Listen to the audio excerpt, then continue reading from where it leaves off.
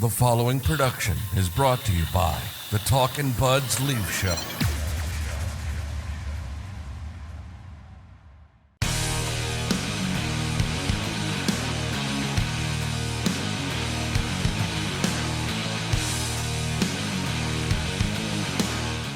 Talkin Buds Leafs Show. What's up, everybody? Happy New Year. Happy New Year. I'm always self-conscious about saying Happy New Year because after you get a few days after, people start to get annoyed with you. But this is our first show back, so Happy New Year. We ended our final show of 2022 talking about an epic showdown between the Toronto Maple Leafs and the St. Louis Blues. And we are starting our first show of 2023 talking about an epic showdown between the Toronto Maple Leafs and the St. Louis Blues. That literally feels like 10 years ago. It does. It was only a week ago. It was only a week ago, but it does feel like 10 years ago. And unfortunately, it could never happen because they're in different conferences. And even if they were in the same conference, the Blues are not making the playoffs anyway. But man, oh man, there's just something about those two teams when they get together that, like, defense is, they're short on defense. They're heavy on goals. Goaltending is sus. It's explosive. It is very, very, very fun to watch. Even though they lost in the shootout, it is a very, very entertaining time when those two teams get together. It's almost like the Blues watched a little bit of film on our Toronto Maple Leafs because they started being a little heavier on pucks, started clogging up the middle a little bit more. It's almost like they learned their lesson from last time. But it's all good. If you're a team, if you're one of these like middling teams, like the St. Louis Blues, like if I'm a team where like I'm touch and go to make the playoffs, where it's like I might make the playoffs, I might not. I'm sitting around the boardroom right now watching the World Juniors, and I'm looking at Connor Bedard, and I'm going, You guys want to pack it in on the rest of the season? Yeah, it definitely gives you incentive, but just look at the bottom of the standings and all the teams that are going to be involved in that sweepstakes. You got San Jose, you got Columbus. You got right now the Chicago Blackhawks are last place in the NHL. You got Anaheim, and I got like those are Arizona, the Habs. Oh, I know. Like look at the Vancouver Canucks, okay? Like the Vancouver Canucks are a team. They've had like a pretty tumultuous season. Lots of drama, but like they'll rattle off a couple of wins. Like if you're Jimmy Rutherford, it's like let's sell every asset we have, head like nosedive straight to the bottom of the standings, and let's get this kid to turn our franchise around. Well, there's just no guarantee. That's the only problem with this thing is like you want to give yourself a shot, but just because you're in dead last does not mean that you're going to get anything. That's been proven in the past. If you're looking, look at the Florida Panthers. Yeah.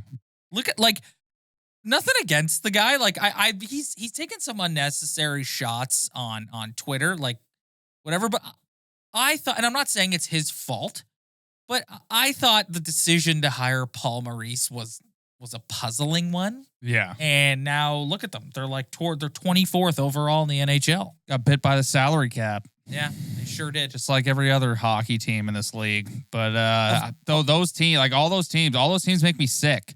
Of all these teams in the bottom of the standings, which one does it like you're like, oh my God, Connor Bedard can't go there? Columbus. It has to be Columbus. I mean, sorry, pal. You're gonna make this kid play at Mullet Arena for the next 2 years. Listen, a lot was made of Mullet Arena, but when we watched that last week, man, I couldn't believe my eyes when I was like, how like Gary,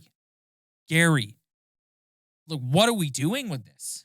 Yeah, that literally looked like a minor hockey ball. It looked like I was watching a hockey tournament on Rogers TV. You don't really understand how good NHL lighting is until you get into a barn like Mullet Arena and they have that nasty glare in the neutral zone from these two awful lights from the roof. That was awful. I hated watching that. Plus, anytime the Leafs go to that state, they just suck isn't even in the word. And it's like you're awful. You're watching what this kid is doing at the World Juniors and how incredible he's been. And he's literally looking like a Connor McDavid level superstar.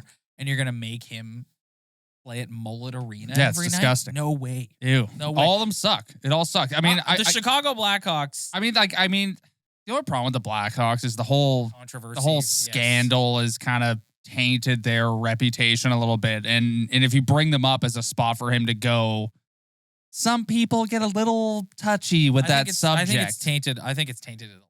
Yeah. And it's a shame too, because usually when dynasties go on a run, like, you hate the dynasty. Like, I can't stand the Golden State Warriors. I can't stand them. I hated the Yankees back in the day, but that was a dynasty that everybody seemed to love. You were a New England Patriots fan. I'd like to point that out. That's true. Yes. So I want to start with a PSA for anyone who's watching this, okay? If you are not tuning in to the Talkin Buds Leaf Show on a weekly basis, you're late to the party. Because you and I are very open about how we consume Toronto media. We listen to the radio. We watch all the pregame shows. We're on Twitter. We follow everything.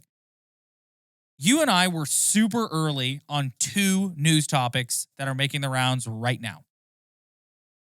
Last week, we discussed a potential contract extension for Mike Bunting and what that might look like. And will he take into account where he is in order to take less money? We also discussed John Tavares. I don't want to say falling off, but like we speculated if, do you look at a potential load management situation with John Tavares? And in the last couple of days, I'm seeing a lot of people who are now bringing this conversation up. And I'm kind of like, we on the Talkin Buds Leaf Show have been talking about this for at least a week. At least a week. Yeah.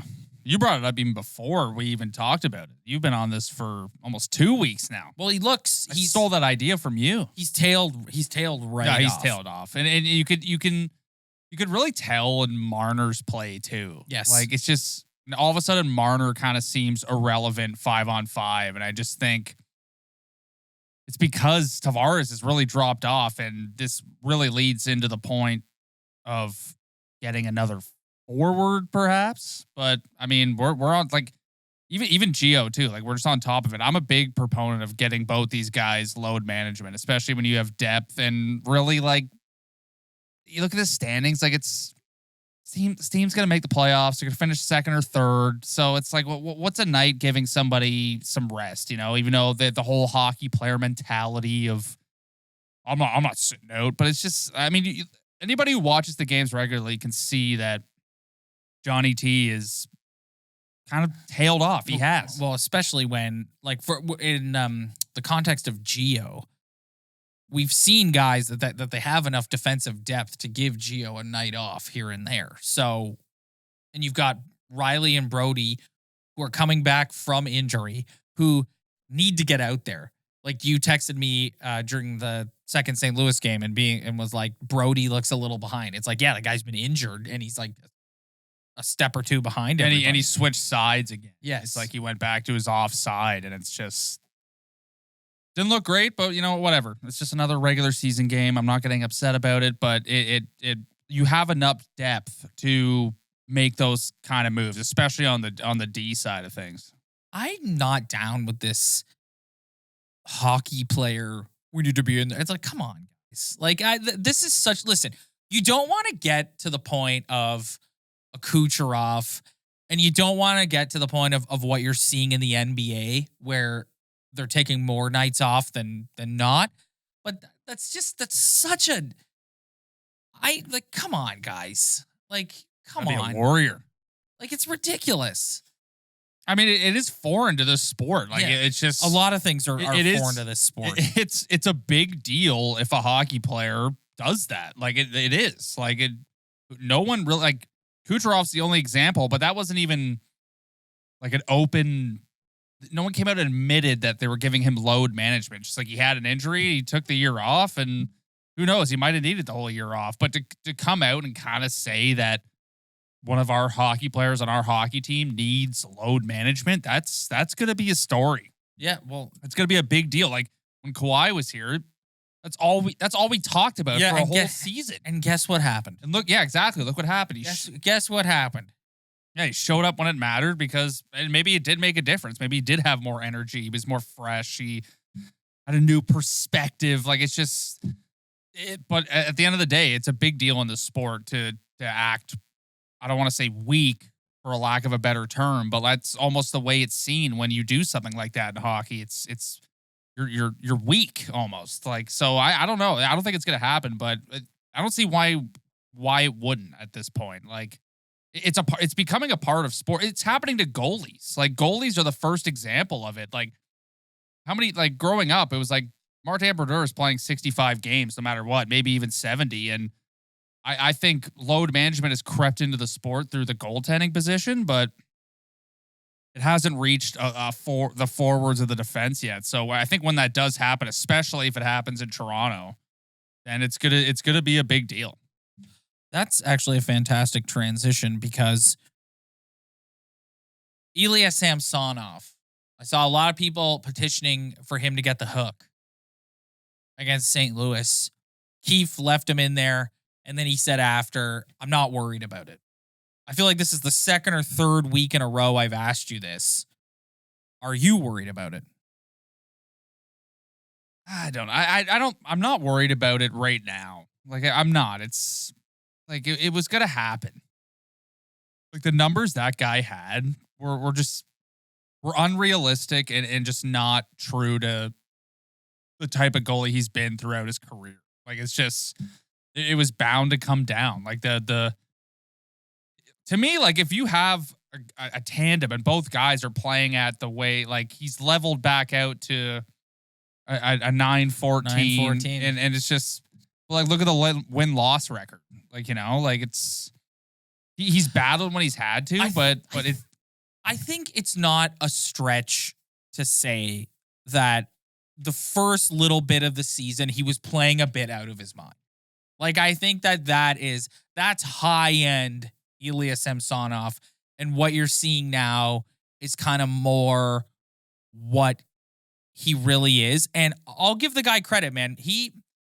There were some stinkers in that St. Louis game, but he made 2 or 3 huge saves in overtime that got them to the shootout. Yeah, but like I don't know how bad he actually was. Like the first goal was brutal. Like he on a shorthanded situation, letting in a goal through your 5-hole on a weak shot. Like you can't do that. But like hockey's so weird. It's like there's so many like there was 3 goals that just were bouncing pucks. Like what is he really supposed to do about that? Like other than be in the right position to make a positional save, as Craig Simpson would call it. But it's just having a good stick. Yeah, but like other than that, like this is the NHL. Like you're playing against the best players in the world. Like you're not gonna have, unless you're Dom Hasek or an elite goalie, which comes by very rarely in this league.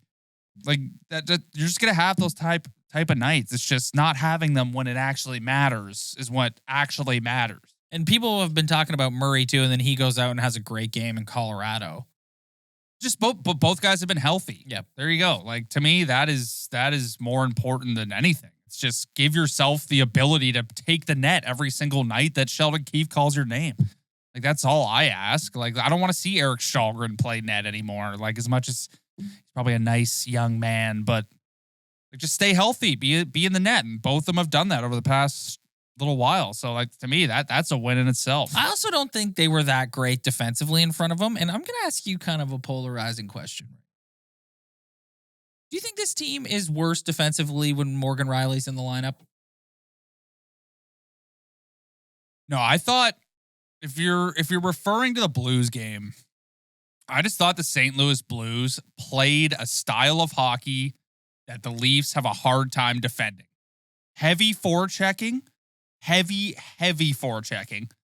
And when you say heavy forechecking, you mean finish every check. Yeah. Yes. And be hard on pucks and clog the middle as much as you can. Like even though Jordan Binnington is awful, but it's like to me, like the St. Louis Blues showed how you can be successful against the Leafs. Don't give them space. Just don't do it.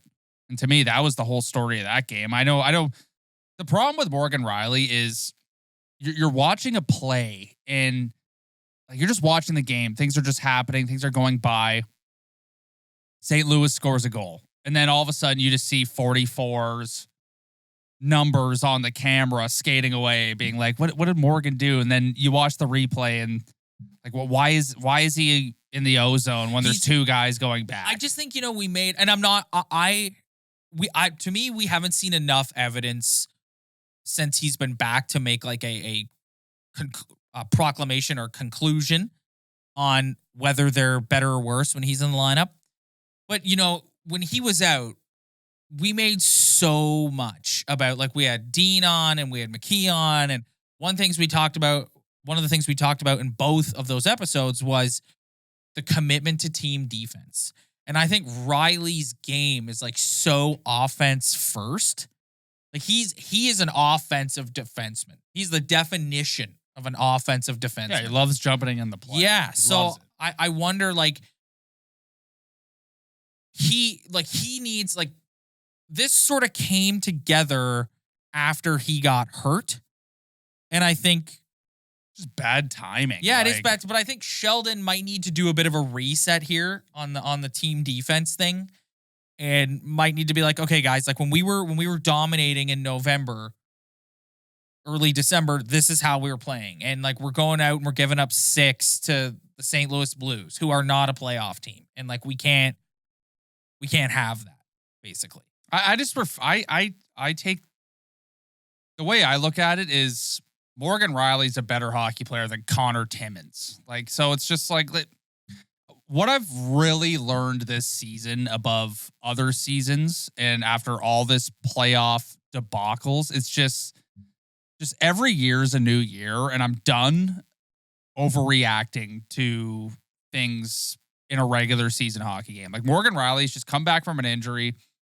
Do I think he needs to improve on when to make the right time to pinch? Like, yeah, absolutely. But like, I'm not going to like try and search for some reason why Morgan Rielly makes this team worse. Like, I just don't believe that at all. He's just too talented of a hockey player. Yeah.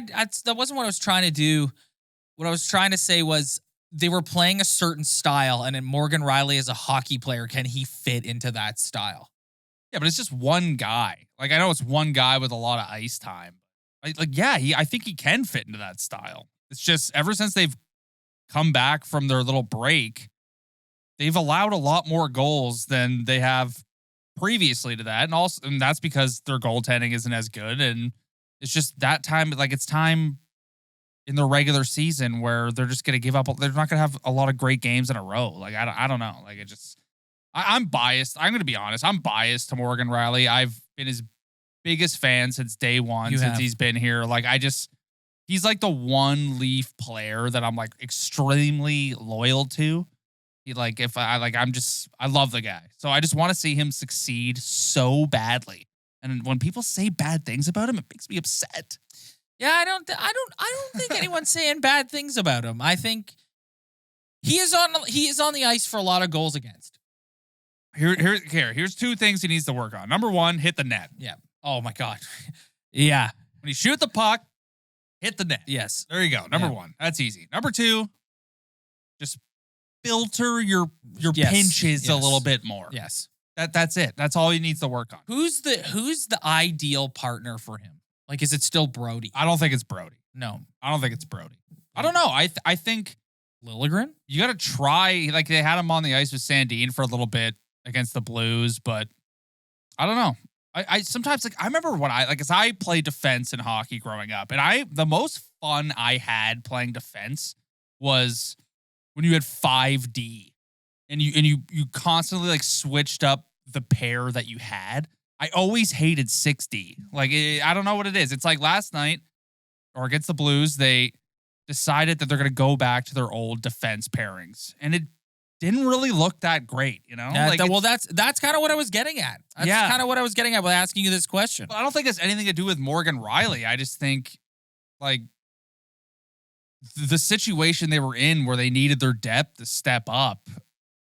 It's just like every guy just like pulls together and it's like, we got to do our job. And it's just and like the forwards are a huge part of that too. The forwards are a huge part of that too. When you show up to the rink and you look at the board and this guy has to play with this guy, this guy's playing with this guy, and it's just we're back to our normal D pairs. It's almost like forcing a situation that might not work. Like I don't know.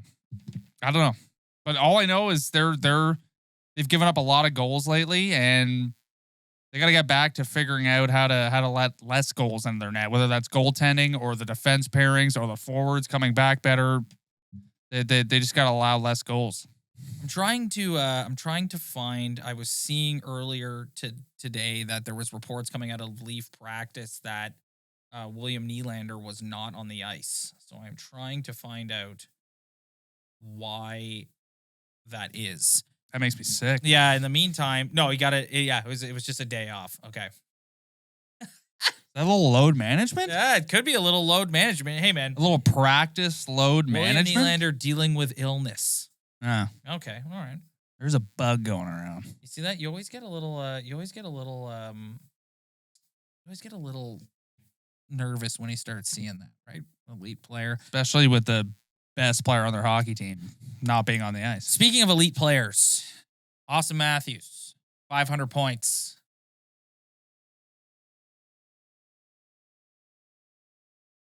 JT Miller. Did you see that clip of JT Miller yelling at his goalie the other day? Yeah. To get off the ice? Yeah. And then they asked him after the game just about his season he's had thus far.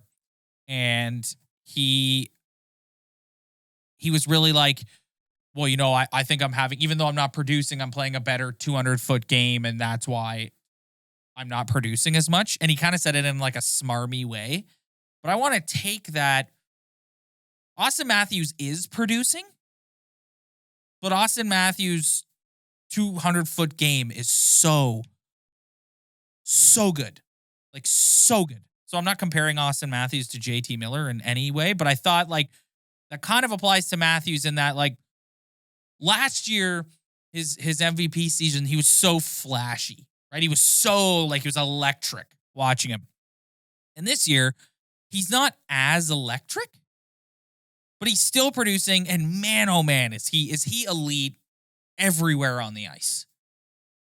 I also think he's just not getting any bounces. Yeah, no, he's not getting any bounces. There's times where he brings the puck into the O zone, or he has a one-time opportunity and the puck just kind of bounces off his stick, or he fans, or some guy. Like it's almost like he's not getting the luck, because the more I watch, the more I see he's getting himself in the right position to do exactly what he did last season. It's just, I honestly believe that it's just not really going in for him. But it's so funny, right? Like, I think the point I'm trying to make is he's just so good. His like, 200-foot game is like immaculate, and it's just, he's getting it done, but just not in as flashy. I can talk in as flashy of a way as he did last year. I think it's messing with everyone's mind a little bit. I mean, the guy's still having a great year. Yes. He's having an incredible year. That's exactly the point I'm making. Yeah. Like he's having an incredible year. And he's like, he got to 500 points in no time. I've said since his first season, this guy will go down as the greatest Toronto Maple Leaf ever. And this just further supports that take. I think with Matthews, I think Sheldon Keefe said it best in his post game. This is just a checkpoint for this guy. Like I know they were kind of trying to make it like a big deal on the broadcast. I mean, it's kind of nice, like the whole he's the fastest Leaf of all time, but I mean, 500 points to this guy, he's gonna get 600 in no time. So it's barring disaster, but it's just with Auston Matthews. I think you made the best point all season. This guy's gonna have a good statistical year. Is he going to win the Hart Trophy? No, but score the goals when they matter. Exactly. That is one of my favorite things you have said this season. Is just and be elite be elite all over the ice, which is exactly what he's done. Well, look at the record. Like, just look at the team's record. Like, this is a good hockey team. They're going to make the playoffs no matter what happens, how many points this guy gets, that guy gets. It's whatever. It's just one thing this team's been lacking is in the most important situation every single season, one of their top players just doesn't have that game. They just don't have that game to bring them to the next level. So it's just like, all this regular season stuff is great, but it's kind of the regular seasons he is having is almost like the Leafs in general. It's like whatever you do in the regular season, just in the end, it just means nothing. Just score that big goal in that big game in the playoffs, and you'll be a legend in this city forever. See, I think that is valid for just about everyone on the team, except for number 88, who's completely changed his perception with a lot of people in this fan base. And I heard Myrtle say on the radio, actually earlier today, that after the Montreal loss, there was a lot of executives in the league who looked at William Nylander and was like, I don't want this guy. And now, could you make an argument that he is the most like improved? So if you were giving star player, if you were giving out SO medals of achievement, like not like usually it's the kid who doesn't have much talent, who works hard and gets him like kind of like a Zach Hyman, Michael Bunting type. But in terms of guys born with God-given ability, Mitch Marner set the consecutive game point streak for this hockey team this year, and I don't care. I will sit here and I will look you dead in the eye and tell you that William Nylander has been the most valuable player for this hockey team since the drop of the puck in Montreal back in October. Full stop. He's full stop. I'm the perfect example of somebody who just laid it on this guy for years and years for his shortcomings. But at the same time, it's like he is a completely different hockey player. Yes. Like he is. Like he was always talented. He always had the ability to score. He always had the ability to pass. It's just, there's just an extra drive in his game. That's just, it's different. He's dominating. It's, you know what like it every is? time he's on the ice, he's dominating. We've talked about it. I've talked about it a lot in these last, how many, like 4 months of the season. Confidence, man. Yeah. Last week, you said Nylander's got the biggest balls in the league right now. He absolutely does. Yeah, he absolutely does. He's just like before. He had a couple opportunities a game to put the puck in the net. He did. He's always had nice moves. He's always had a nice shot. But just every shift that guy's on the ice, he's circling the O-zone with the puck, looking for an open man. He's stripping a guy of a puck. He's back. It's unbelievable to watch. When they are on the power play and the other team clears it down the ice into their zone, no one other than him should be grabbing the puck and re-entering the opposing team's zone. No one. I know they still do Marner back to Matthews and Matthews in, but no. You got a zone entry phenom on your team. Before we get out of here, I just want to talk about my guy, your guy, and your guy, Pontus. Pontus has taken Leafs Nation by storm. This guy is found gold. So much so that there is a group among us calling for him to be elevated to the second line center position and John Tavares to be moved to the wing. I don't hate that because listen, he's a nice hockey player. Kelly Yarncroc is not a second line hockey player. Like, I'd be down to at least try that. Can we try it? I don't know. I think that's a little strong. I think that's a little. I don't know about that one. Okay, all right. That's just. You think Pontus is fine where he is? That's somebody watching too many Leaf games, getting too excited about, like, just. You know what happens to Pontus if you elevate him into that position? He's not as good. He fails, and then he's not Pontus anymore. Let Pontus be Pontus on the fourth line and develop at his own rate. That's what you do with Pontus. You need to go to the game and make a sign and hold it up that says, let Pontus be Pontus. Yeah. He's like, Pontus Holmberg is the guy who's going to replace David Kampf when David Kampf moves on to another organization next season. And next year, he's your third line center. That is Pontus Holmberg right there. He doesn't need to go on a second line. He doesn't need a bigger role. You leave him where he is so he can feel comfortable and develop and, like you said with Nylander, gain confidence. Yep. So next year, when David Kampf signs for $2.5 million with another hockey team, he's Pontus ready for that third line center position. Yeah. That's Pontus. It's true. You know what? That's a rational, level-headed take. So you think the people who are saying move Pontus up to second line center, they're bored. They watched too many Leaf games. They have nothing else to talk about. You think they're the same people who were saying, let Jake Gardner play left wing? I forgot about that. That was or remember at the beginning of the year when Martyr was taking reps on D? How does that look after that 5-man power play? You know what though? They did have another 5-man against St. Louis and they executed it it was picture perfect. I don't want that in the playoffs. Okay. No, thank you. No, that's fair. That's fair. I think you. It's a little risky. All right, there's our first show of 2023. Another year. Another Leaf season. But we're officially in a year now. We're in a calendar year where they're going to play a playoff series. And they have to win. They have to win. They have to win. We were watching the first episode of the Leaf Blueprint together, and all Ryan kept saying while we were watching it was, they have to win. This team has to win. They have to win. You know what's amazing, too, is all the years previous can just be flushed down the toilet if they just do it. Literally. Like, it's just, I'm so like, this season's been amazing. A couple weeks ago, I was on here saying, I don't know how to get excited for this hockey team. I don't know how I'm supposed to get up to watch the games. I don't know how I'm supposed to be passionate.